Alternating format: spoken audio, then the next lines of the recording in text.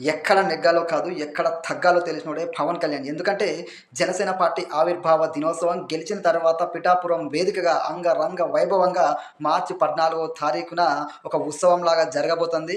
పవన్ కళ్యాణ్ గారు జనసేన పార్టీ పెట్టినప్పుడు ఆయన వెంట పెద్ద పెద్ద నాయకులు లేరు, వేల కోట్ల రూపాయలు లేవు. ఉన్నదల్లా పవన్ కళ్యాణ్ అనే పేరు, జన సైనికులు, పవన్ కళ్యాణ్ గారి అభిమానులు మాత్రమే.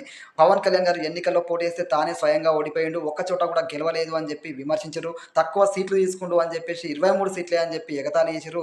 ఇవన్నీ పట్టించుకోకుండా పోరాటం చేసి ఒక్క చోట కూడా గెలవలేదన్న వాళ్ళతోటి ఒక్క చోట ఓడిపోకుండా 100% స్ట్రైక్ రేట్ తోటి దేశ రాజకీయ చరిత్రలో ఏ రాజకీయ పార్టీ గెలవనటువంటి విజయాన్ని అందుకొని జనసేన పార్టీ పేరును దేశమంతా మారుమోగించిన వ్యక్తి పవన్ కళ్యాణ్ గారు. లక్షల మంది జనంతో ఈసారి జరగబోయే జనసేన ఆవిర్భావ సభలో పవన్ కళ్యాణ్ గారు ఏం మాట్లాడతారని తెలుగు రాష్ట్రాలే కాదు యావత్ దేశం ఎదురు చూస్తుంది.